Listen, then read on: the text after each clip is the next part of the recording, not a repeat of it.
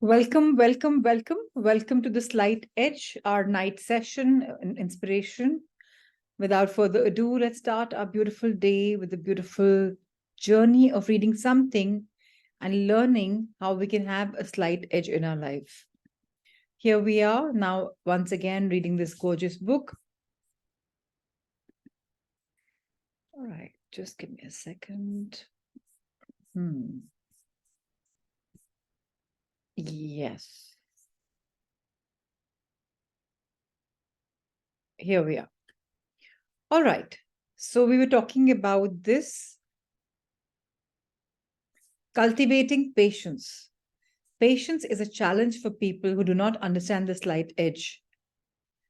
Often in the beginning, the success path can be uncomfortable, even scary, especially if you're the only one around who's on it.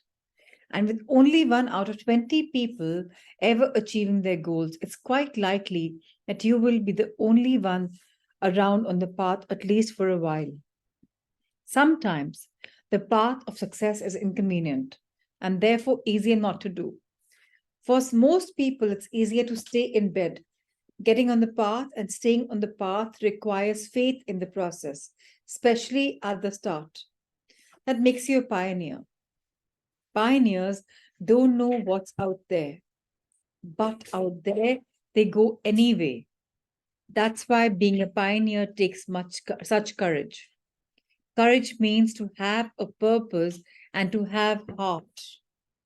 Once you're aware of and understand how to use a slight edge, you will naturally have both purpose and the strength of heart to stay on that purpose. Important point is to start on the path and to remember that no matter what has gone on before, you can begin fresh and new, and at any time, you can choose to start with a clean slate. How long will it take? How long before you will actually see and feel and smell and touch and be able to spend and enjoy and appreciate the results? How long before you will have the experience of the success you're asking or seeking? Obviously, it's impossible for either of us to say exactly how long. But the truth is, in 3 to 5 years, you can put virtually anything in your life onto the right track.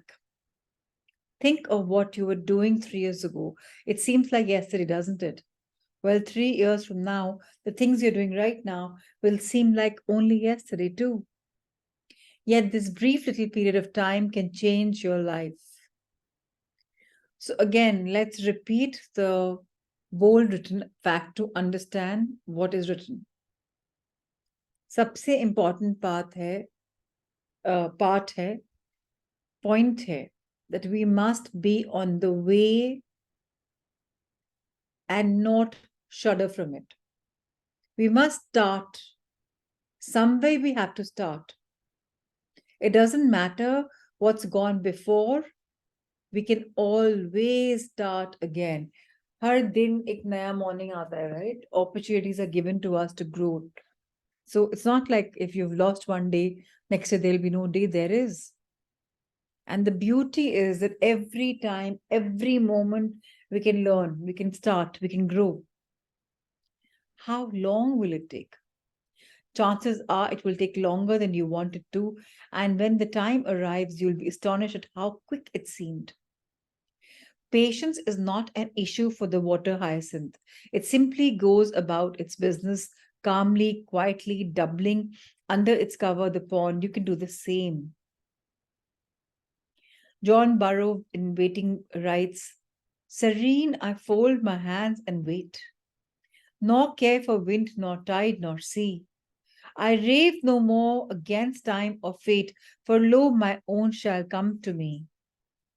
The slide edge guarantees that your own shall come to you, like the water hyacinth covering the pond.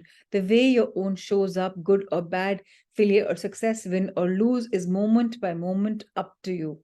You need not care for wind or tide or sea, but you do need to care for those simple little actions which, compounded over time, will make the difference between your success or failure. The problem is that most of us live with one foot planted firmly in the past and the other tucked timidly in the future, never in the moment. In relation to everything, our kids, our health, our home, our career, we tick through the hours in constant regret and Monday morning quarterbacking about what's behind us, and with worry, anxiety, and dread about what lies ahead. The slight edge is all about living in the moment. For me personally, it is perhaps the hardest lesson to learn about the slight edge. You can't fight it in the past or the future, only right here, right now. The reason Eckhart Tolle's modest little 1997 book on enlightenment, The Power of Now, took the marketplace by storm, selling over 2 million copies in 30 languages, is that his core message is one that everyone knows they need to hear. Your life exists only in the moment. But you can't really absorb or live that truth through reading a book. You absorb and live that truth simply by being fully in the process of living your life, not regretting the past, not dreading the future. The slight edge is about your awareness. It is about you making the right choices, the choices that serve you and empower you, starting right now and continuing for the rest of your life and learning to make them effortlessly. This book is about putting the slight edge to work for you instead of against you. It's easy to do, and it's easy not to do. And if you don't do it, it won't kill you or destroy your chances for success today. But that simple error in judgment, compounded over time, will kill your chances for success. It will take you down and out of your life forever, and that choice is always yours. The choice of simple things and the wisdom to make that choice. The wealthy man was right. The third gift is one that you can only claim. It's something nobody can give you. It's also something no one can take away from you. Key point of chapter 3. The most powerful force for change is time. Position your daily actions on time. Position your daily actions so time is working for instead of against you. Because time will either promote you or expose you. What keeps you on the path is your slight edge philosophy, which includes your understanding of the secret of time. Knowing that if I stay on this path long enough, I will get the results I want. In today's world, everyone wants to go directly from plant to harvest. The step we keep overlooking is the step of cultivating, and that, unlike planting and harvesting, takes place only through the patient dimension of time. The right choices you make today, compounded over time, will take you higher up the success curve. Success is not a race, it's a journey. For many years, I wanted to be my own boss. And when the opportunity presented itself, I started my first business. Unfortunately, after a few years, the business failed and I lost everything. It was a pretty demoralizing experience and one that I liked to deny responsibility for. Shortly afterwards, I was given an audio copy of The Slight Edge and my eyes were opened. Although it seemed like my business had failed overnight, when I really thought about it, nothing could have been further from the truth. For a long time, I had been applying the slight edge in reverse, and the cumulative effect of that, as I found out, is devastating. I'm happy to say that since then, I have been applying slight edge principles in the correct manner, and although it has taken a while, no principles in the correct a while, no one said it would be easy, did they? Things are now moving forward in a very positive direction. I have a beautiful wife, a lovely family, and my first children's book is being published this month. With a series of 12 planned over the next 2 years, the future for my family looks extremely bright. And I know that from the bottom of my heart, this is down to consistent application of the slight edge, says Mark Hibbets, author of Alfie Potts, the schoolboy entrepreneur. I grew up in a middle class family where I was taught to go to school, get good grades, and a good job. Unfortunately, my plan was derailed by some family medical circumstances that I could not control. At the age of 21, I found myself making $4.25 per hour, working 6 days a week, pursuing the philosophies of my parents. The slight edge opened my mind to new horizons as I realized my past did not have to equal my future. I now knew that with a slight change in activity and consistency, it was only a matter of time before I reached my true destiny. With these changes, I created a six-figure income by the age of 30, and today I'm a millionaire with five wonderful children and a beautiful wife to spend the rest of my life with, no matter what circumstances you find yourself in.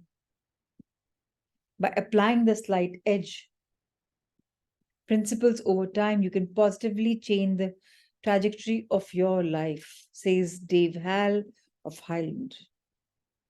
So I hope this inspires all of us to start something lucrative, creative, and having a slight edge by working on the philosophy and implementing the philosophy, living the philosophy. And if you live the philosophy with passion, with zest, with belief, trust me, it's going to really give us a slight edge. Chapter number 4. You have to start with the penny. A journey of 1,000 miles begins with a small step, says Lao Tzu. I presented the story of the penny doubled every day to hundreds and hundreds of audiences, and often I hear a comment like this: wow, that's amazing. To think that you could start with nothing and build a fortune? That's not quite accurate. You don't start with nothing, you start with the penny. No big deal. I mean, of course, you start with the penny, but it's basically starting with nothing. No, it's not. It's starting with the penny. It may seem like an insignificant difference, although you're probably starting to have a little bit different view of the word insignificant. The truth is, it makes all the difference. That's what they say, right? Small things make a big difference. The smallest of things make the biggest of difference. Somebody serving the same food, same quality, everything same, but the service they're serving with a smile. Now that makes a big difference. Customers are going to go again and again and again because he remembers the name, he remembers the order you place, he has that personal touch. So then it's not that small, it's something which will make a big difference. Success doesn't come from nowhere. It can't be conjured up out of thin air. It comes from a very small, tiny beginning. But there has to be a beginning. And that beginning is a thing people miss, the thing they don't see. And they don't see it because it's so tiny, it's almost invisible. Some of the largest companies in the world started out as nothing. Take Facebook, for example. Mark Zuckerberg started with just a concept, a penny in his small Harvard dorm room. And today it has become the largest social networking site on the internet with over 500 million users. But in the beginning stages, where it was just a penny, Mark Zuckerberg believed in it enough to continue to take consistent action in building his vision, no matter if people believed in his penny or not. A dead broke, struggling young English teacher named Steve started writing a story about a troubled high school girl. Within a handful of pages, he realized the story wasn't working out and tossed the pages in the trash. Why add yet one more of his large and growing stack of rejection notices? The next day, as Steve's wife was doing some straightening up, she bent down to empty his trash basket and happened to notice the curled little sheaf of papers. She straightened them out, dusted off the cigarette ashes, read them, and took them to Steve. She thought he maybe had something worth finishing. She was right. He did finish it, and the paperback right sold for nearly $500,000. What's more, the story of the troubled schoolgirl, namely Carrie, launched Stephen King's career. He became the most successful writer in the 20th century. What Tabitha King recognized in the trash may have been a tarnished penny, but still it was a penny. One chilly day in December 1955, an unknown 42-year-old seamstress in Montgomery, Alabama, decided she had had enough. She was tired after a long day's work. Most of all, she was tired of being treated the way she was and tired of every other person of her color being treated the way too. So when she was told to give up her bus seat to a white passenger, she refused, even when the bus driver threatened her with arrest. It was no ideal threat. She was arrested, then convicted, and fined for violating a city ordinance. Her case was the catalyst for the formation of a new civil rights organization. On the same day of the women's hearing, the newly formed Montgomery Improvement Association elected a young and relatively unknown minister named Martin Luther King Jr. to be its spokesperson, launching a movement that over the next decade abolished legal segregation and radically transformed the face of the nation. Rosa Parks was a penny. The slide edge reader, Jamie Paris of Daytona Beach, Florida, knows the power of the penny. 6 years ago, I learned that my accountant had embezzled 2 million from our company. I ended up in bankruptcy and languished in depression for 5 years. About 6 months ago, I purchased a slide edge and I was able to find the motivation to just take a small step every day towards rebuilding my life. Now I'm back on TV and radio and writing again. I've rebuilt my website, christianmoney.com, and have had multiple financial breakthroughs.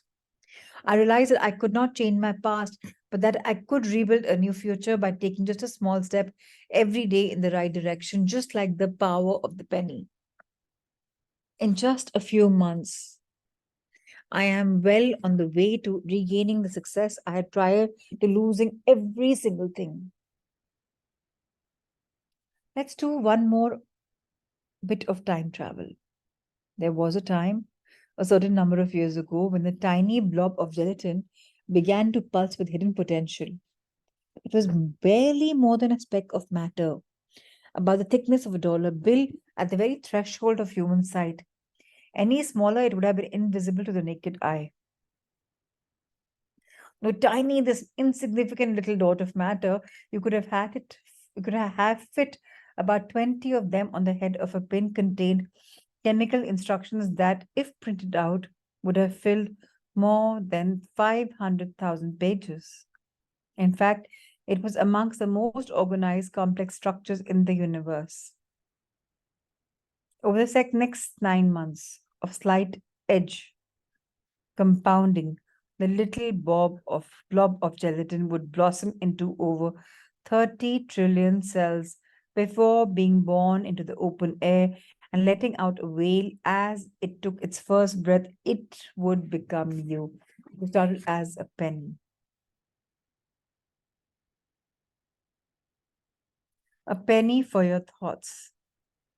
Now, let's imagine that instead of a penny doubling every day, it's your health that you're increasing by one penny worth, and then by 2 pennies, and then 4. If you could come up with something that could make you feel 1 penny's worth better, could you do that every day? Of course. A little moderate exercise, a brisk 1 mile walk, a quarter of an hour on a treadmill, not going that fast, yet your heartbeat go rate up slightly, no big deal. And your reward? When you get up the next morning, do you feel better? Not really. I mean, not noticeably, maybe just a little, say a penny's worth. Hardly seems worth the effort. And after a week, you're feeling 64 cents worth better. Big deal. You've had to put up with some rainy weather, walk through a few stiff muscles, and miss your favorite news program. Hey, it's really not worth it. But what if you kept doing it anyway? Would you eventually feel like $1 million? No, you'd feel like 10 million. But you need to start with the penny. Now imagine that penny is your knowledge. If I told you that reading Napoleon Hill's Think and Grow Rich would change your life, would you sit down and read it cover to cover today? Mind you, that's a 256-page book, and those aren't lightweight pages. Or another classic, Stephen Covey's The 7 Habits of Highly Effective People. That's a 358 pager, and it's not easy reading. Would you read either one in a single day? I doubt it. I won't. I can't spend the entire day reading. I'll bet you can't either. But could you read a penny's worth, say 10 pages? Actually, at current used book prices on Amazon.com, 10 pages of the Hill book would cost about 50 cents, and 10 pages of the Covey book would cost about 10 cents. But I am using the penny here as a metaphor. I don't know how much you would get out of 10 pages. Maybe a lot, maybe nothing. Let's say you get nothing. But if you could read 10 pages today, could you read 10 pages tomorrow? Oh, of course you could. Anyone who can read could do it. And if you do that, if you keep it up every day for a year, you will have read about a dozen brilliant life transforming classics. Your mind will be filled with the strategies and know how to create a startling new level of success. You will have thoughts of millionaires all from a penny. But you need to start with the penny. Let's get real. Okay, doubling a penny in a story is all very well, but I don't see anyone offering to double my money every day for a month, not in real life. Besides, even if I could get compounded interest on a money account, how am I supposed to add up compounded interest in health, relationships, or knowledge? Fair enough. Let's change the question. Forget about doubling for a minute. Let's forget about compound interest too for the moment. Let's just add a penny every day, not double the penny. Do you think you could improve yourself, your health, your knowledge, your skills, your diet, your relationships, whatever area of your life you want to look at? Just 1%. Wait. Before you answer that, let's make it even smaller. What if you were able to improve yourself today just 3/10 of 1%? That's a 0.003% improvement, a very slight edge indeed. So slight, in fact, you might have a hard time even knowing how to measure it. Now, what you if you did that again tomorrow and the next day and kept it again to the next for the next year? Remember, you're not going to add up compound interest this time. You're just adding on another 3/10 of 1% each day. Here's what will happen. The first day you'll improve by 0.003%, so little it will be probably be impossible to notice. The second day your improvement will be 0.006, the next day 0.009, almost 1 full percent. And by the end of the year, you will have improved by 100%, doubled. You will be twice what you are today, twice as fit, twice as wealthy, twice as skilled, twice as happy, twice as whatever it is you've been working on it, wherever areas you apply your daily 0.3% effort, twice the you in just 1 year. If you give yourself a year to do it, you can become twice the person you are today. Imagine having twice the net worth, twice the personal relationships, twice the health, making twice the positive impact on the world, having twice as much fun, and enjoying twice the quality of life. How could you possibly accomplish this? By trying twice as hard, working twice as many hours, have double the positive attitude? No, by improving 0.3 of 1% at a time. Every day, in every moment, you get to exercise choices that will determine whether or not you will become a great person, living a great life. Greatness is not something predetermined, predestined, or carved into your fate by forces beyond your control. Greatness is always in the moment of the decision. But if you have to start with a penny, and that's the great and tragic irony of it, the sad and terrible tale of the 95% that little pennies seem so insignificant, so small, so silly. Why even bother to bend over and pick it up? After all, can you imagine walking into your bank to deposit a single penny into a saving account? Can you imagine looking in your saving account, deposit box, or piggy bank and finding a balance of $0.01? It might as well be a balance of zero, right? How much difference is there, right? I mean, we're talking about 1 penny. What did you buy with the penny?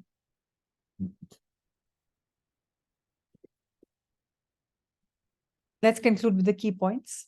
To accomplish anything worth accomplishing, to create success, to achieve your dreams, you don't have to do impossible, extraordinary, superhuman things. But you have to do something. You have to start with a penny. Do you think you could improve yourself, your health, your knowledge, your skills, your diet, relationships, whatever area of life you want to look at by just 1%? The power of the penny. Read how the slight edge reader Started with the penny and ended up accomplishing amazing things. Lynn Lianhood of Orland Park says, my husband was an undercover narcotics officer in Chicago. He had a horrible accident at work, and when he was hit by a semi, this ended his career at 39. The main artery of his heart burst. He lost a lung, liver, and his kidneys failed. He was in a coma for 6 weeks and spent 7 months on life support. He came home after a year in a wheelchair and on oxygen. There began a journey that God put me on. The following year, we had no income as we waited for his disability hearings to complete. We nearly lost our home and we were up to our ears in debt to everyone, everywhere. We were living the slight edge as we worked our way through small accomplishments. Just like standing for 3 seconds and noticing that this on a calendar. I'm noting this on a calendar. Going without oxygen for a minute, noting that, etc. Until he made a miraculous recovery, which even his doctors and nurses are amazed at. This is a slight edge and the power of starting with a penny at its best. Now, this story blew my mind. It's inspirational to the next level. How wonderful. Valerie Thomas of Yerdon says, my daughter had health complications a few years ago, which left her on the 6 or 7 different medications. These, of course, created severe weight gain. After reading the slight edge, I suggested that she ride her stationary bike every day to help her drop some weight. And first, she could only do 3 minutes, then 5, then 8, and on and on. Eventually, she progressed to 20 minutes. After a year, it seemed like all of a sudden my daughter was lost 25 pounds. And we are all in shock, wondering what is happening. It took me a moment and then I realized it has the value, the power of the slight edge, 15 minutes a day. After suffering stroke, Al Lewis of Illinois looked to lessons he had learned from the slight edge to prove his doctor's initial diagnosis that he could probably never walk again wrong. When AI started to recover his recovery process, he could barely move and then lost the ability to speak. He knew he wanted to get back to the life he enjoyed before the stroke. He could have to stay focused on improving a tiny bit each day and get bogged down in his current circumstances. Here is an excerpt from the Al Lewis shared with the Loyola Living Medical Journal, where he was featured for his impressive recovery.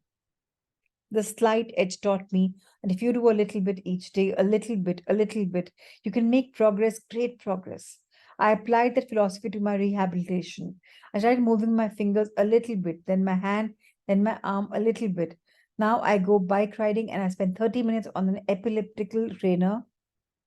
It all starts with just a little bit. Now my doctors tell me that although half of patients with my kind of stroke didn't survive, when they look at me, they can't even tell that I had a stroke. I had faith throughout the entire rehabilitation process that if I could just improve 0.003% each day, compounded over time, I would make a full recovery. Today, Al has made a full recovery, including walking and talking, and has been able to return to his passions of playing music and speaking to audiences. Al serves as a shining example for all of us to look past our current circumstances and to focus on where we want to go by improving little by little. Now, every day when I read this, it's so beautiful that every day you're like, okay, a little bit more. All right. So now it's time for a little bit more. 100 beautiful seconds of the gratitude of lotus or the lotus of gratitude. So you all know the drill. We close our eyes softly, check our postures, and make 2 tiny buds in our hands. Left hand will have 1 bud, all the fingers and thumb closed in, right hand will do the same.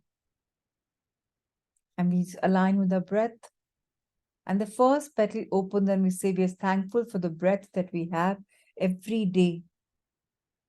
And then take 90 beautiful seconds and think of the 9 grateful things that you are grateful for. Express your gratitude.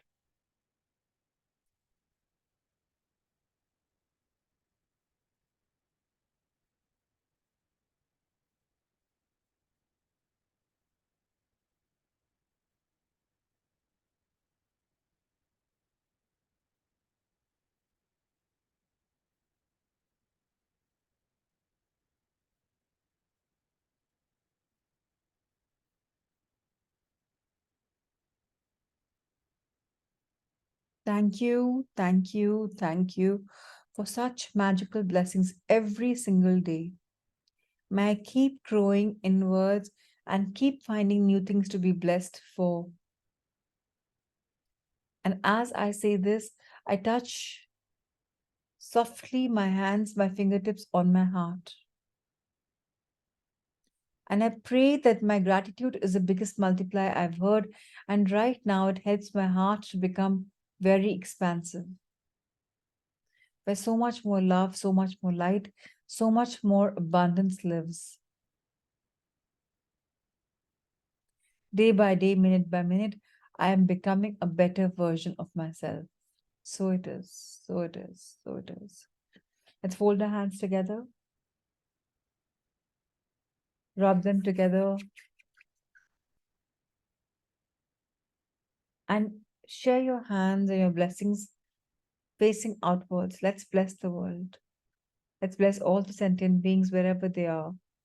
May our love, light, and blessings of abundance reach you all far and wide, whoever is ready to receive these blessings.